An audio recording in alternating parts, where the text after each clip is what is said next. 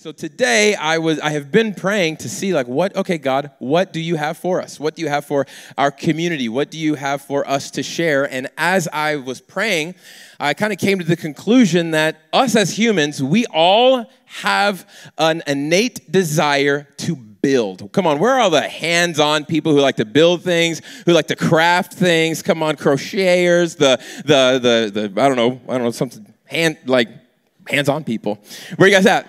And even if you're somebody who didn't raise your hand, every single person, every single human has a desire on the inside of them to build. First thing that my 4-year-old daughter says when I get back from NYC, she gives me a big hug and she says, "Daddy, let's build a fort." So I'm like, all right, we're building a fort. I haven't gotten any sleep in the last couple of days, but we're building a fort. We're playing together. Kids build forts.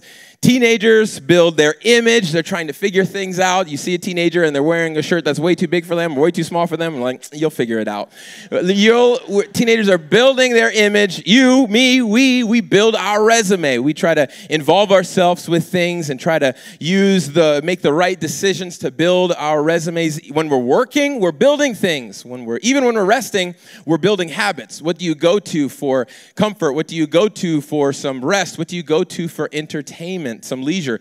Whether you're working, you're building. Whether you're resting, you're building. Whether you are a hands-on person or you build out things in your mind, we are all people who build. So the question is not if you build, the question is what are you building? Have you ever stopped to consider your life, your time here on earth, as not just time to be spent, a life to be lived, but a life to be built? Have you ever thought about your life being a time, an opportunity to build a life that glorifies God? So the question is not, are you building? The question can be, what are you building? But let's dial it down a little bit deeper and say, by whose plans, according to what plans are you building your life? Because the world would say you should build your life this way, and God and the kingdom of Christ would say that you should build your life in this way. Today, I want to compare and contrast how the world builds versus how God builds. I want to compare and contrast two different stories in Scripture.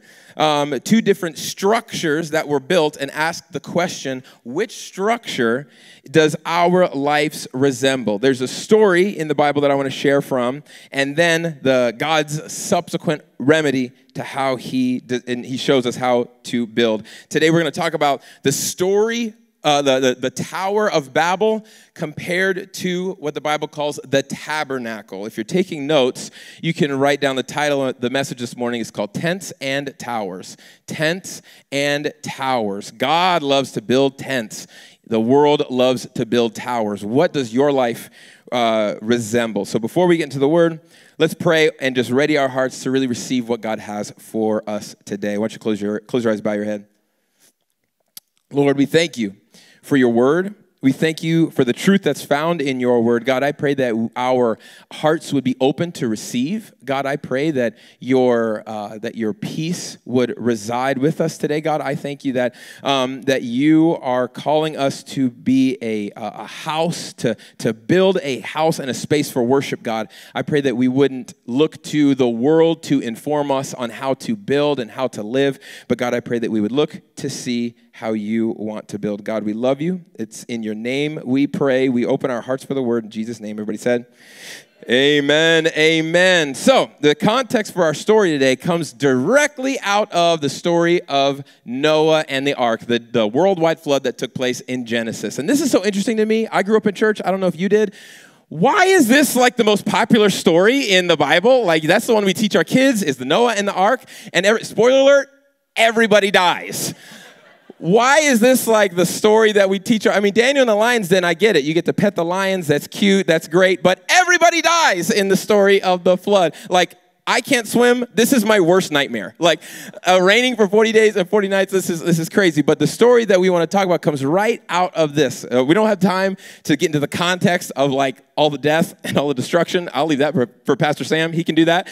But today, it comes right out of that story. It rains for 40 days and 40 nights. Noah, his wife, his sons, and his sons' wives are there. God preserves them and protects them. And after all of the chaos and God refreshes the earth, the doors of the ark open, or the doors of the ark open, and they walk out, and the earth is fresh, the earth is renewed, the earth is fertile, and God gives them a commandment. He gives Noah the same commandment that he gave Adam in the garden. If you look in Genesis chapter 9, verse 1, it says that then God blessed Noah and his sons, saying to them, "Be fruitful and increase in the number and fill the earth." So as God restarts with Noah, his sons, and all of their wives, he says, go and be fruitful, spread and increase throughout the whole world. It's so interesting that even though everything is fresh and all the opportunity is there in front of them and everything is so fertile, the humans at that time still fall into temptation. God asks them to not just stay where the ark was, but to go and to fill all of the earth.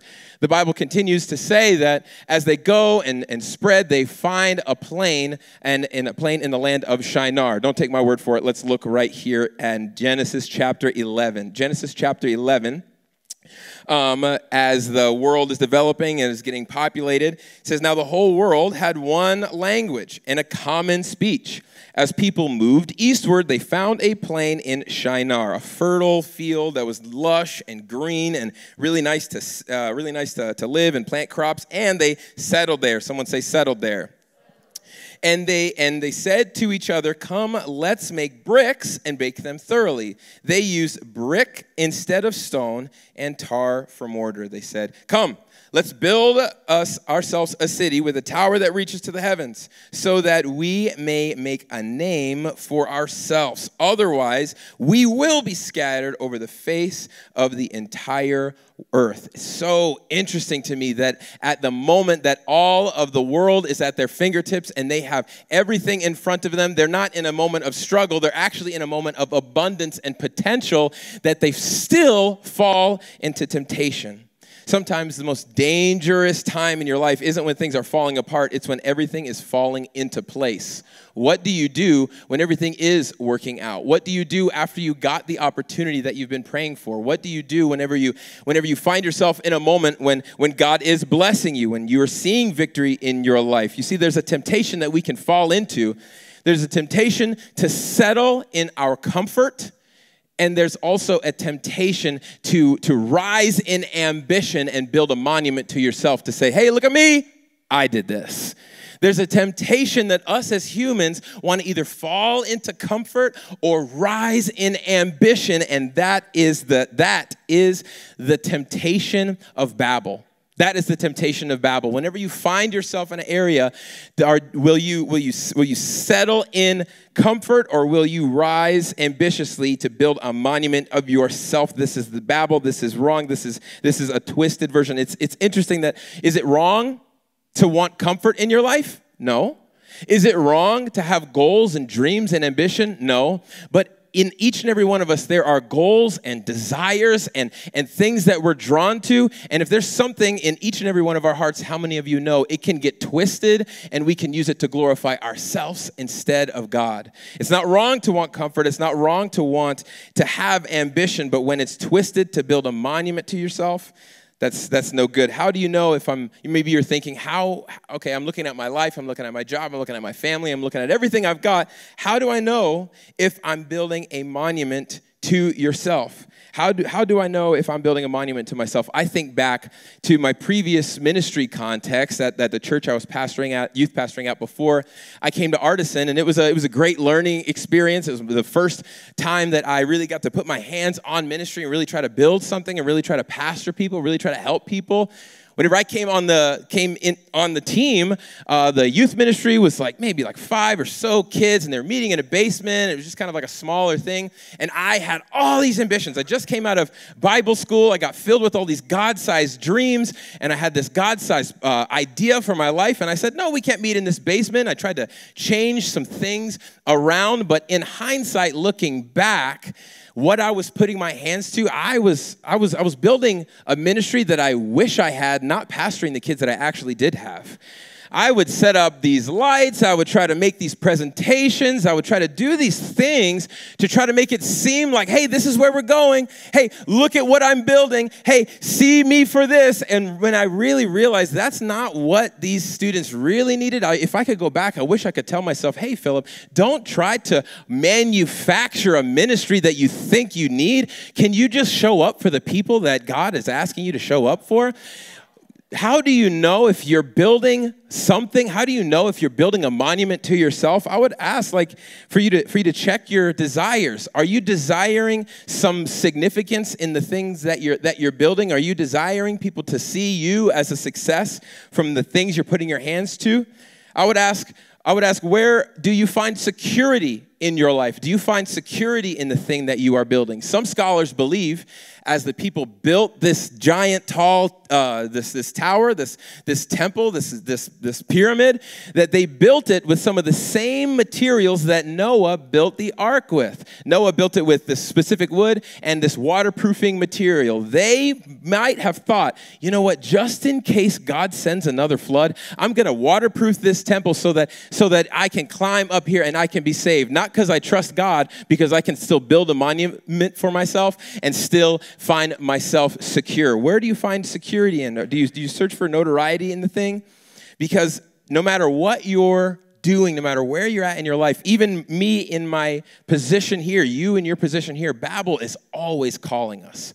Babel's always saying, hey, find a little bit more significance in that. Hey, ask for a compliment here. You know, you really did this. You can get the glory here. You deserve some recognition for this. If you read on in Genesis chapter 11, it says, then they came, come, let us build ourselves a city with a tower that reaches to the heavens so that we may make a name for ourselves. This is the beginning of what the Bible calls Babylon. This system. It's not just a structure. It's not just a building. It's not just a tower. This is a system, a culture, a way of doing things that provides a problem for the people of God throughout the entire Bible. From Genesis to Revelation, God is always against this idea of Babylon.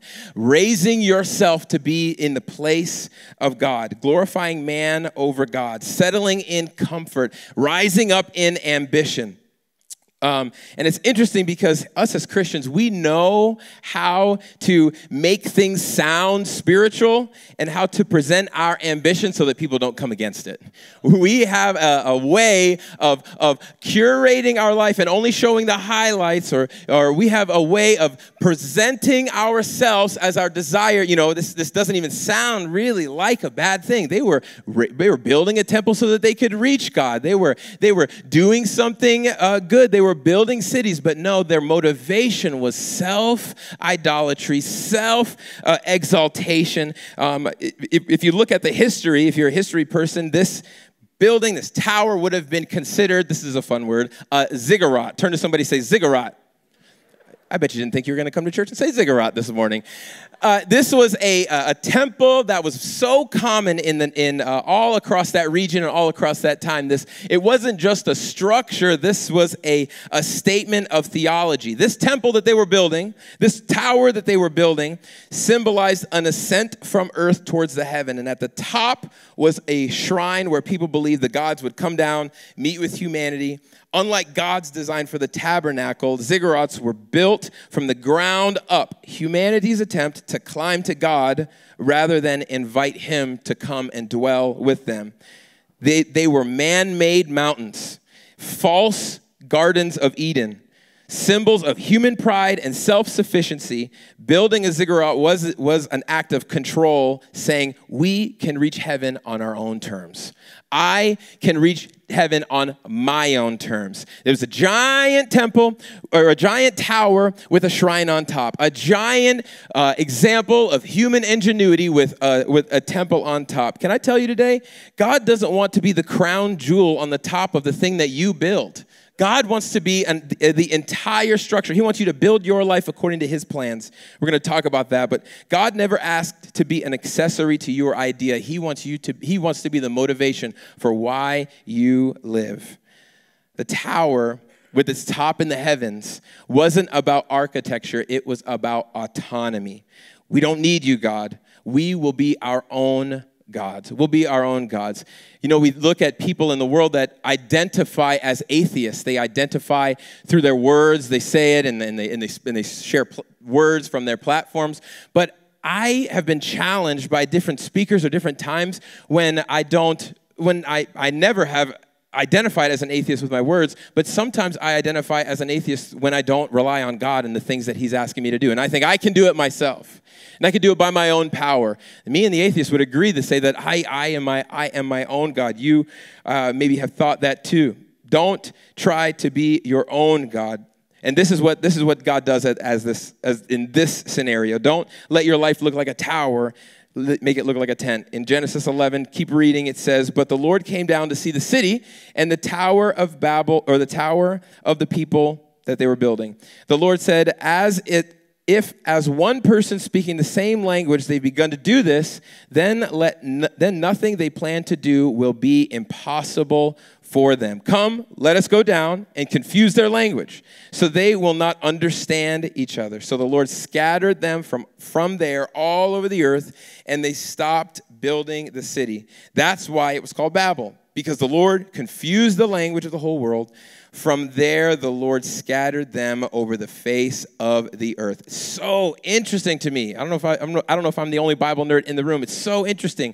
Why did God not just crush the tower? Like he sent a flood years ago. He's done these certain things, but why didn't he just crush the tower? Why did he confuse their language? The reason why God confused their language rather than crushing their tower is because they were standing in defiance to what he had already spoken. God already told them, go and fill the earth. Go and spread out. Go and bring my name to the ends of the earth. But they decided to settle. They decided to be ambitious and build something in and of their selves as their own, or to build their own name. So many of us have asked God the question, God, what do I do? What's next? What's my next step? You're asking God direction questions, but God's already spoken to you the answer. We just haven't followed the last thing that he said. And we wonder why we're experiencing so much opposition in our life, why things aren't clicking, why doors aren't opening, because we're knocking on the wrong doors. We're seeking after the wrong opportunities, because God said, I actually have this pattern for you. I actually have this plan for you. People read this and think that it's a bad thing that there's diversity. You know, they left from Babel, and people went this way and started this culture, and went this way and started this language, and went that way and started that nation. And some people believe that the fact that we're diverse, that the earth has so many different nations and cultures, is a negative thing, that diversity is a curse, or that cultures are a curse. No, they're not a curse. They weren't living according to the blessing to go and fill the earth. When you don't live according to what God blesses, your life will always be confusing. Your life's always going to be confusing if you don't live out the things that God's asking you to do. It wasn't a curse. It wasn't a consequence for God to confuse them. They were standing in defiance to what God was asking them to do, how God was asking them to operate. So God had to initiate this. God desires for you and me to multiply his image across the entire earth. And the people of Babel were standing in defiance to God's design. If you and me stand in defiance to God's design, the only thing that we're capable of building is a tower for our own name. The only thing that can come from me building something that would make other people think that I'm important, or other people think that I am something, is confusion, is division. And we see so much of that in our world today. So we've taken some time today to ask, okay, how would the world want us to build? How would the world want us to live our lives? And I know that you and me, we take time, we think about this in our life. What do I want to do with my life? Where do I want to go? What direction do I want to go to? What do I want to build? Have we ever asked the question, what does God want to build? What does God want to build? What does God want to bring in my life? What does God want to do in my life? How does God want to order and pattern my life? if you fast forward through Scripture, you see that the Israelites, God calls Abraham, and God just begins the story of God's people right after this passage that we read today. And whenever he wants to bring a new system, not a system of this world, he ends up building a structure. You can't have a new system without having a new structure. You can't have a new way of operating. You can't have a new way to approach your life if you don't have a new structure. In order to have a new system, you have to have something to hold it. You have to have something that can hold it, a structure. Every system, spiritual or practical, needs a structure to sustain it. This building is a structure. The church is more than just this building, but this building helps provide the space for us to meet and have community, go and in our lives, and we can come back. There are different buildings, there are different structures that hold systems. I think of the White House. The White House is just a building in Washington, D.C., but when we think of the White House, we think of our government, which is a system. Every system needs a structure to hold it. You can't have a new rhythm of connection with God if you don't create new habits to hold it. The habits that you and I build, the life that we are building, is actually the structure that allows God to fill it, allows God to dwell it. If you want to experience new presence, you need new patterns to hold the thing that God wants to do in your life. The tabernacle, the thing that God asks Israel to build, it had both.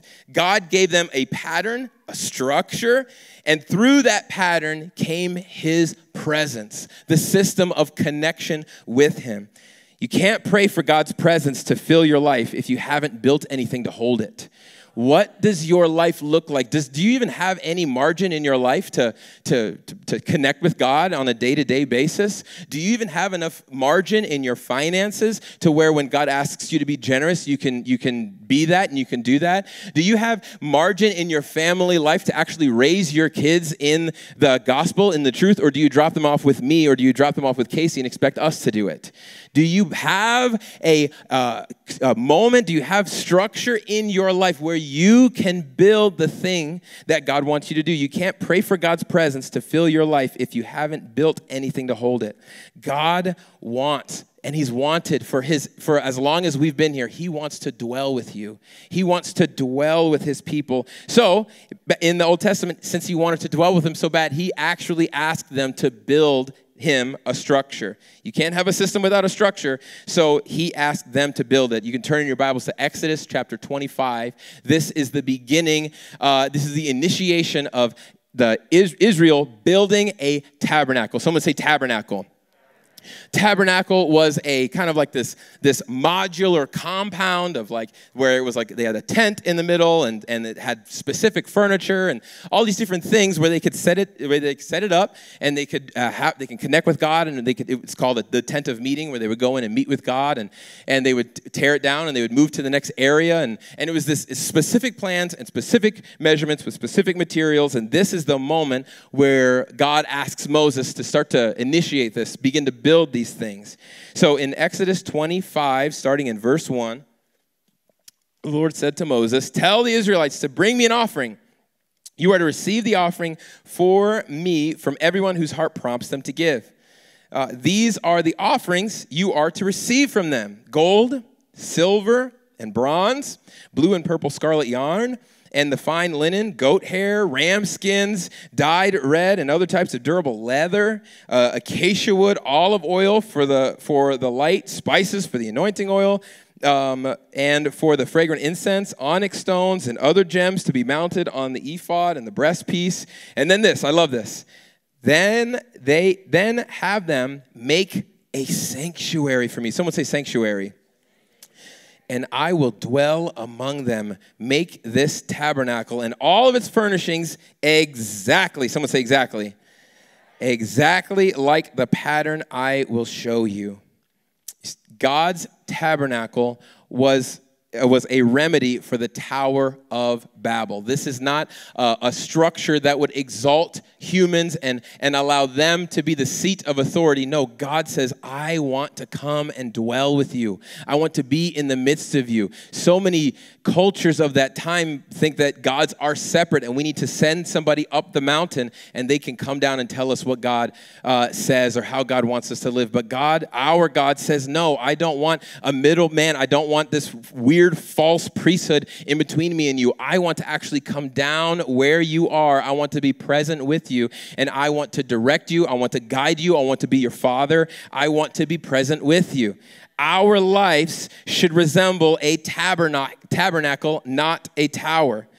You have to ask yourself the question, what was the tent made of? You look at all the different materials. It was specific materials. What was it made of? Yarns, leather, all these specific types of wood. And if you know the story, God is speaking to them in the middle of a desert. There's no water. There's no vegetation. Where are you going to find some blue yarn? Where are you going to find some leather? Where are you going to find some goat hair? Where are you going to find these things? Specific things. God didn't say just build it out of this, build it out of that. He said, no, build it from this. Build it from gold. Build it from bronze, these certain things. And it's so interesting if you ask the question, where did it come from? These materials came from the time that they were slaves in Egypt.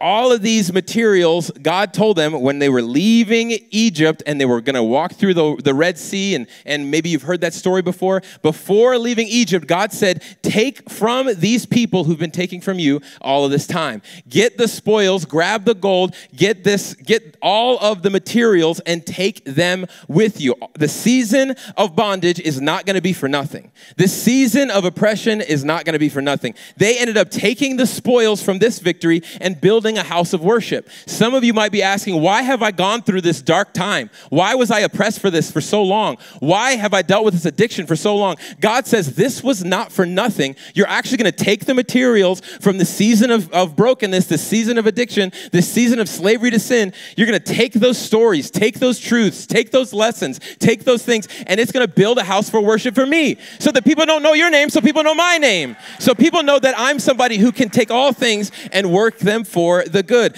God doesn't ask you to build a house of worship for him out of good vibes, out of aura, out of manifesting, out of crystals, out of these things that the world wants to build. No, God wants you to build your story to give him glory from all the garbage that you went through. God is going to take the loss. God is going to take the tragedy. God is going to take all the darkness, and he wants you to build him a house so that he can dwell with you. But we'd rather build him a temple and put him on top. We'd rather let him be like, oh no, look at my achievement, God. I know that's where you want to rest. If I just get my stuff together, if I just build my little kingdom, I know that's going to be the thing that you're going to be pleased with, and you can rest on top of that. No, God wants you to build him a house his way. God wants you to build your life his way, and he wants your life to tell the story of his victory in your life. What the devil meant to harm you, God was going to use it for his glory. God's going to use it for his glory. If you can even look at the person who built the tabernacle. It was a person called Bezalel. Bezalel was one cool guy. He was great. He was the first person ever in Scripture to say that he was filled with the Spirit. You might have thought that was Jesus or John the Baptist or Paul or whoever. No, it was Bezalel. Bezalel was the first person ever mentioned to say that he was filled with the Spirit or anointed by the Spirit. And he, funny enough, was an artisan. He was an artisan. He was a craftsman. He was somebody who built things. And God chose him because he was an artisan, but he anointed him because of what he was about to build. Let's look at Exodus 31, 1 through 6. It says, then the Lord said to Moses, see, I have chosen Bezalel, son of Uri, son of Hur, of the tribe of Judah, and I have filled him with the Spirit of God, with wisdom, with understanding, and with knowledge, and with all kinds of skills to make artistic designs in work in gold, silver, bronze, and to cut the set stones, to work in wood, and engage in all kinds of crafts. God chose Bezalel because of his skill, but he anointed him because of what he was willing to build. If you look at what anointing is, okay, what does anointing mean? Anointing is basically like it's God's Spirit on your life. It's God's Spirit moving through you. It's the touch of God on your life that enables you to do what you couldn't do on your own. It's not just skill, it's Spirit-infused skill. Jesus wants you and I to be people who don't just put our hands to things. He wants us to actually carry his anointing. And God anoints when we align. You can write this down. Anointing always follows alignment. Whenever you align yourself to the patterns of what God is going to build, you're not just gifted at that point, you're anointed. Your family isn't just healthy at that point, it's anointed. Your job isn't just income anymore, it's a ministry now. Whenever we align ourselves to how God wants us to operate and move in our lives, we value the things that God values, we hate the things that God hates, we love the people that God loves. When we align our hearts to God's pattern, we experience his power. God doesn't just anoint preachers. We throw this word around, anointing, a lot around like ministry gifts. Like Layla up here is obviously super anointed to lead worship, and she's going to go around the world leading worship one day. You see different people, Pastor Grant, Pastor Sam, different people on stage, they have the anointing. No, God doesn't diminish people who work with their hands. God doesn't diminish people who don't serve in a church or a nonprofit. No, you are anointed to build the life that he wants you to build. I want to be a Bezalel, not just here at church whenever I'm here at my job. I want to be a Bezalel when I'm with my family. I want to be a Bezalel when I'm at the gas station. I want to build a life so wherever I go, I will carry the presence of God. Anointing follows alignment. He doesn't anoint ambition. God doesn't anoint our own ideas, but whenever we find in Scripture, when we grow in the things of God and we know what God's asking us to do, when we align with those things, we experience his anointing. Anointing is when God empowers an ordinary person to do extraordinary things for his purpose. Sometimes we think that we need to build that big thing for God. I came back from Bible school with all these big dreams, and I'm so glad for my time in seminary. I'm so glad for my time in Bible school. Came back with these big, huge, amazing dreams, but I wish I could go back and tell myself that God doesn't need you to build the big thing you think you should build. God wants you to say the little yes that he's actually asking you to say yes to. What's the next right thing that you can do? What's the little thing that you can do? Huge Tower of Babel, tiny little tabernacle. God dwelled here. God hated this. God would rather you do the little thing he's asking you to do than the big thing that you think you should do. Because he's not asking you to impress him. Matter of fact, you cannot impress him. I love that they built this huge tower so they can evade the flood or build this man-made mountain, all this biggest temple, biggest tower, biggest ziggurat, biggest everything that's ever been seen before. And what did it say? God still had to stoop down to see it. Oh, isn't that so cute? He had to stoop down to see the biggest thing humans have ever created. Can I tell you, you can love him, you can't impress him. Stop trying to impress him with your long streaks of righteous living. Stop trying to impress him with your thing that you're trying to build for him. Stop trying to impress him. Just love him. Just let him dwell with you. Carry him where you go. I don't want God to stoop down to see the thing I'm building. I want him to come and to dwell with me. The keys can go ahead and come on up. The keys can go ahead and come on up as we close today. You see, I love this imagery of the tabernacle. It's one of my favorite things to go and study. All the different things, all the furniture, every single piece of furniture, every single piece of thread of the needle. We read in Exodus 25, the whole next 15 chapters is all God-given instructions for the tabernacle, and then they just turn around and they go through every single detail, every single measurement, every single material. If you've ever tried to read through the Bible, this is when you quit. This is the moment when okay, this measure of this string, and that was this long, and this is okay, all right. This portion of Scripture has killed many Bible reading plans in the room. But it's important. Why? Because we can't just live a life of God carelessly. No, it's built intentionally. It's crafted intentionally. What you have to give is enough. The things that you've went through, your story is good enough to craft a place of a life that gives glory to God. And God meets them in the middle of a desert. This is coming out of Egypt, coming out of captivity, coming out of a season of brokenness and oppression. They didn't know who they were, all this stuff. They're coming out of a season of all this different insecurity, everything. They're in the middle of a desert, and this is when God chooses to reveal himself to them. This is when God chooses to call them and give them some specific directions, how to align their life and order their life so that God could dwell in them. Some of you maybe find yourself in a situation or season where you're saying, God, I just feel like I'm in the middle of nowhere right now. I know what I was doing here. It was hard. And I have these dreams where I want to go to, but I just feel like I'm in this in-between moment. I just feel like I'm in the middle of this chaos. I just feel like, I just feel so disappointed where I'm at. I just don't know where. I just don't think that you're going to speak to me here. I feel like if I can just try and try and try, if I can build and build. You think that if I build a big enough tower, then I can see far enough to where I need to go. No. God didn't ask them to build a tower in the desert. He asked them to build a tent in the desert. He asked them to build a tent in the desert, and that honestly was the only way that they got out of that chaotic and dry and wilderness area. They would set it up. They would worship there for a while.